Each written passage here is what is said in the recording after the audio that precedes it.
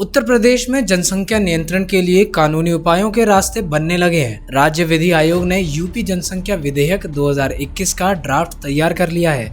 इसमें 2 से अधिक बच्चे होने पर सरकारी नौकरियों में आवेदन से लेकर स्थानीय निकायों में चुनाव लड़ने पर रोक लगाने का प्रस्ताव है। सरकारी योजनाओं का भी लाभ न दिए जाने का जिक्र किया गया है। आयोग ने ड्राफ्ट अपनी वेबसाइट upslc.upsdc.gov.in पर अपलोड कर दिया है और इस पर 19 जुलाई तक जनता से राय मांगी है। विधि आयोग ने ये ड्राफ्ट ऐसे समय में पेश किया है जब 2 दिन बाद योगी सरकार नई जनसंख्या नीति जारी करने जा रही है। सीएम योगी आदित्यनाथ ने इसमें खास तौर पर समुदाय केंद्रित जागरूकता कार्यक्रम अपनाने पर जोर दिया है। हालांकि आयोग का कहना है कि वह कानून का मसौदा स्वप्रेरणा से तैयार कर रहा है। यूपी में सीमित संसाधन और अधिक आबादी के कारण ये कदम उठाने जरूरी हैं। आयोग के ड्राफ्ट के मुताबिक नई नीति के तहत अगर घर का मालिक सरकारी नौकरी में है और वो स्वेच्छा से नसबंदी कराता है तो वो एक्स्ट्रा इंक्रीमेंट, प्रमोशन, सरकारी आवासीय योजनाओं में छूट, पीएफ में एम्प्लॉयर कंट्रीब्यूशन बढ़ने जैसी कई सुविधाओं का हकदार हो सकता है। इसके अलावा 2 बच्चों वाले दंपत्ति अगर सरकारी नौकरी में नहीं है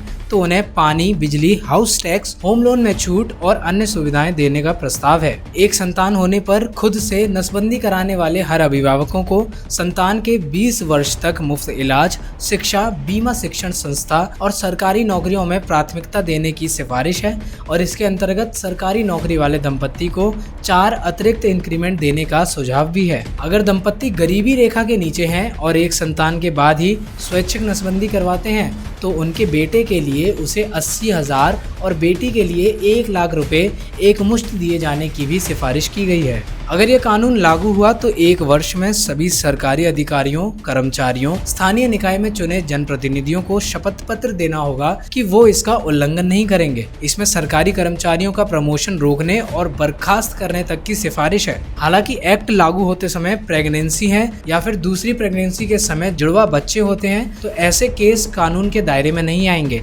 अगर किसी का पहला, दूसरा या दोनों बच्चे निःशक्त हैं तो उसे भी तीसरी संतान पर सुविधाओं से वंचित नहीं किया जाएगा। तीसरे बच्चे को गोद लेने पर भी रोक नहीं रहेगी। वहीं अगर कोई व्यक्ति 1 से अधिक शादियां करता है और सभी पत्नियों से मिलाकर उसके 2 से अधिक बच्चे हैं तो वो भी सुविधाओं से वंचित होगा। और अगर महिला 1 से अधिक विवाह करती है और अलग अलग पतियों से मिलाकर 2 से अधिक बच्चे होते हैं तो उसे भी सुविधाएं नहीं मिलेंगी।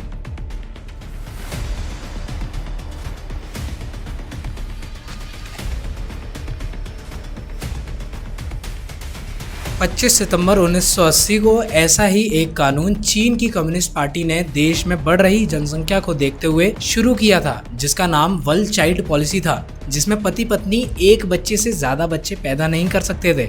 अगर कोई दंपत्ति इस कानून का पालन नहीं करता था तो सरकार जबरदस्ती महिलाओं का अबॉर्शन कर देती थी या फिर दंपत्ति की नसबंदी करती थी। यहाँ तक कि ऐसे लोगों को नौकरी तक पर नहीं रखा जाता था। लेकिन वहीं 2015 में सरकार को अपना कानून बदलना पड़ा और फिर 2 बच्चे पैदा करने के लिए छूट दे दी गई। लेकिन 2021 में देश की तेजी से घटती जनसंख्या को देखते हुए सरकार ने लोगों को 3 बच्चे पैदा करने के लिए प्रोत्साहित किया। हालांकि सालों से सरकार की महंगाई को देखते हुए लोग अब बच्चे पैदा करने में दिलचस्पी नहीं ले रहे हैं। हालांकि 1980 से पहले तक चीन में लोगों को जनसंख्या नियंत्रित करने के लिए प्रेरित किया जाता रहा। जैसे भारत में आज की स्थिति में हम दो हमारे दो जैसे कई स्लोगन के ऐड आपने न जाने कितनी बार देखे या पढ़े होंगे। ये सारी जानकारी हम आपको इसलिए बता रहे हैं क्योंकि यूपी में भी चीन के जनसंख्या नियंत्रण कानून जितना हिंसक तो नहीं, लेकिन जनसंख्या को कंट्रोल में लाने के लिए कानूनी उपायों के रास्ते बनने लगे हैं। तो क्या ये कानून यूपी में आना चाहिए? क्या आप इस कानून से पूरी तरह सहमत हैं? हमें कमेंट सेक्शन में ज़रूर बताएं